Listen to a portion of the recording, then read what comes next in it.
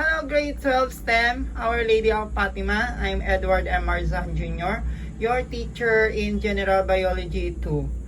For now, we are going to discuss your learning module number 22. The title is Organismal Biology. In this module, you will learn about how animals reproduce and the two ways of reproductions of animals. But before that, we need to identify first what is reproduction. As you have learned, biogenetics explained that living things come from other living things. The process through which new living things are formed is called reproduction. Reproduction involves making new cells.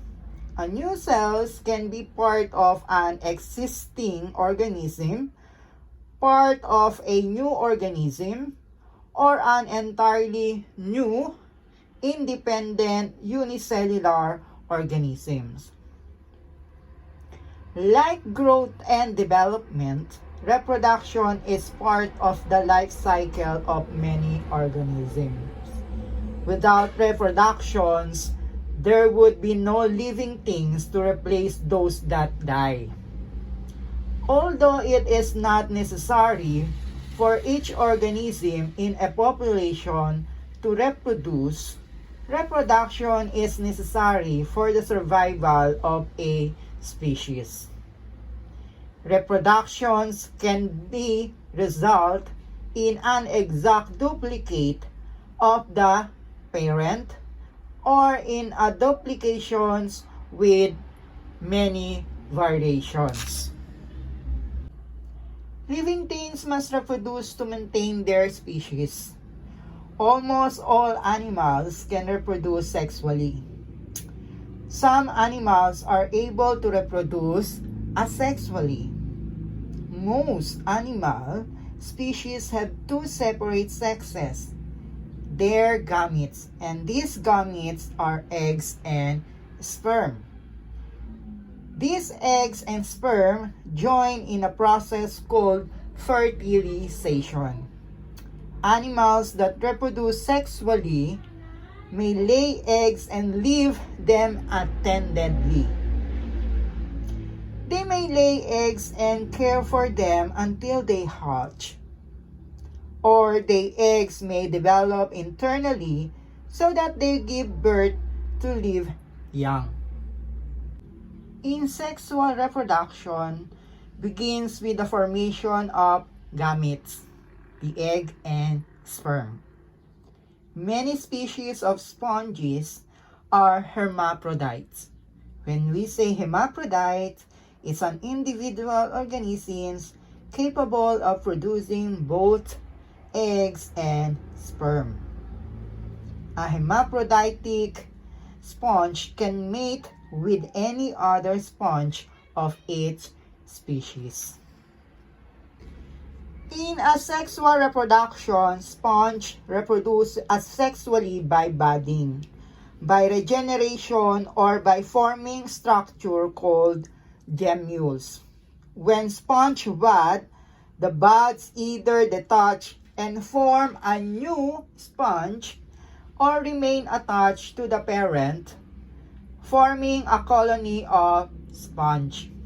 Sponge also have a remarkable ability to reproduce by regeneration.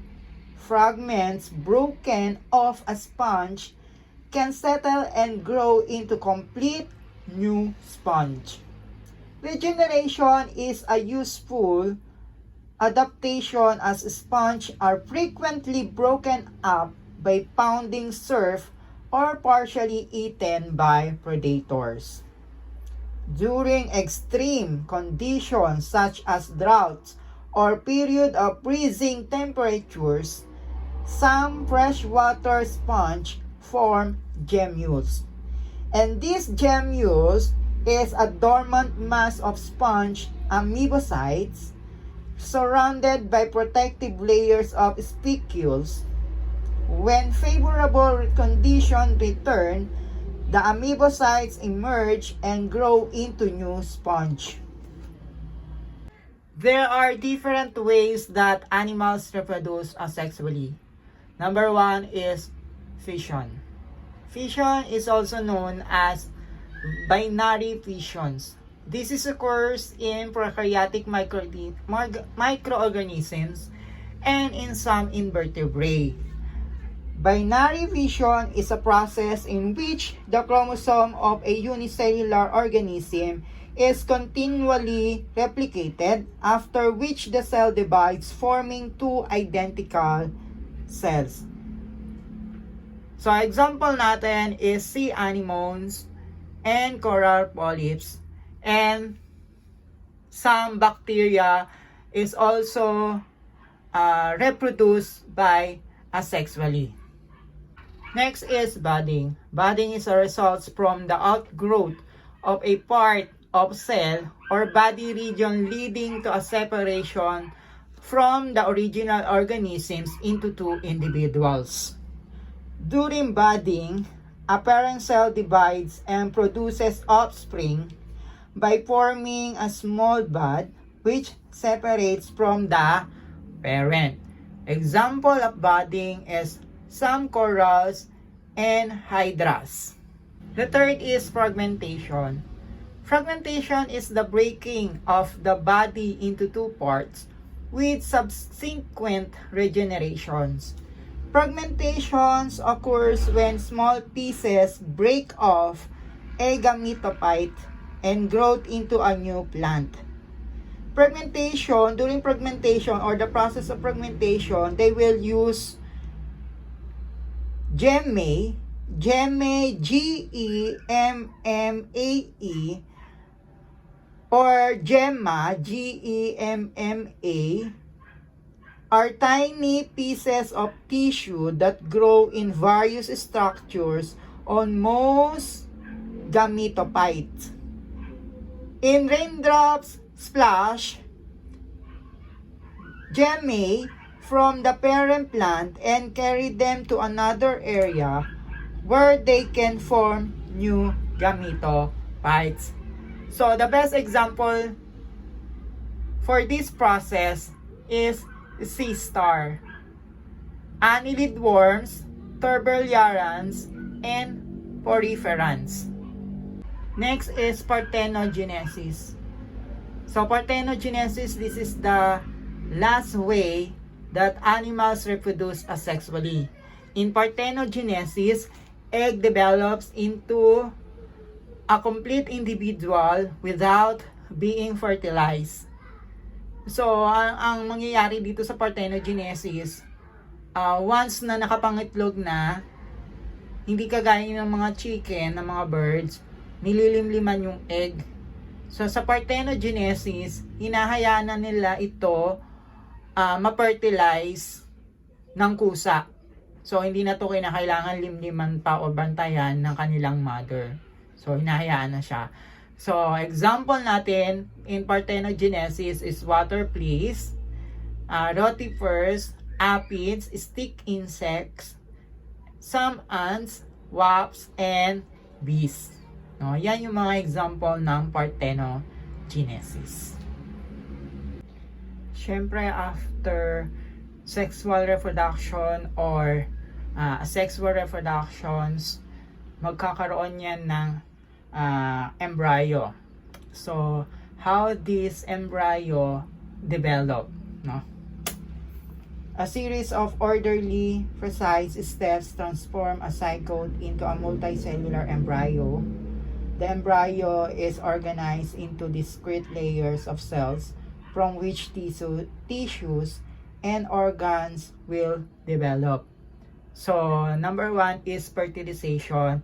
So, fertilization is the process of a single sperm cell combining with a single egg cell to form a zygote.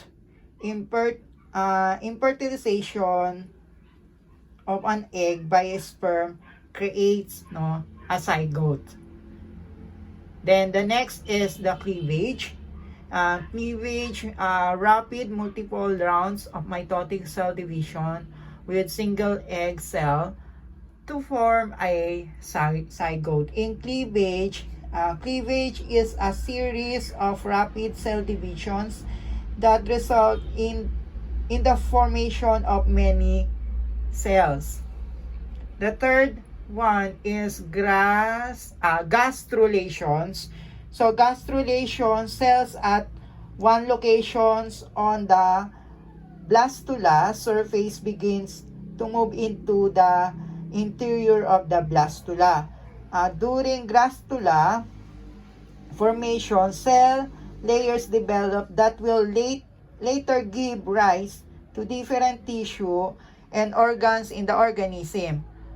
Both the number of cell layers and the way they form vary with the type of animal that is developing.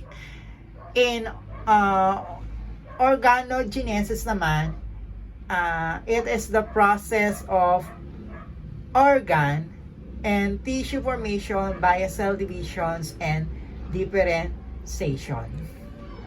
So, hanggang doon na lang muna ang ating discussion about sa inyong learning module number 22. No, about sa reproductions, sexual and asexual reproductions ng animals. So, for your exercise, you will answer only number 3. No? You don't need to answer number 1 and 2 kasi na-discuss naman natin yung tungkol dyan. No? Ang gusto ko lang malaman, ang gusto ko lang na maging makuha ang sagot ninyo is dito sa number 3. Is it possible for any animal to survive without its development and reproductions? Prove your answer. How is it important to all living organisms? So, yan lang yung sasagutan ninyo sa LAS number 22.1, yung number 3. And another is yung post-test. So, sa post-test nyo, nakalagay kasi dito is draw one of your favorite animals and make a paragraph that state how they reproduce, develop, and how it gets in food. So, hindi nyo na kailangang mag-drawing dyan ng inyong favorite animals. No? Kung meron kayong favorite animals at kasama nyo naman, pwedeng mag-picture kayo ng inyong favorite animals kung meron kayo sa bahay. Kung wala naman, picture na lang. Huwag nyo na pong i-drawing. Tapos i-copy-paste nyo na lang siya sa Word. And then kung pwede siyang gawing PDF, paki-PDF na lang. Or kung hindi naman, kung hindi siya maganda as PDF, huwag nyo na siyang i-PDF. I-document nyo na lang siya. And then, i-send nyo na lang siya sa Gmail ko, or hindi, send nyo na lang siya sa drive na gagawin ulit ni Clifford. So, ang submission nito is on Monday next week po, Monday next week, no? So, si Clifford po ang magpapasa sa akin lahat ng yan. So, pero kay Clifford kayo magpapasa and then si Clifford ang mag-forward sa akin ng mga output nyo. So, yun lang. Thank you so much, STEM, Our Lady of Fatima. I hope na marami kayong natutunan for this video. No? So, yun lang. So, ingat kayo lahat and God bless. Bye!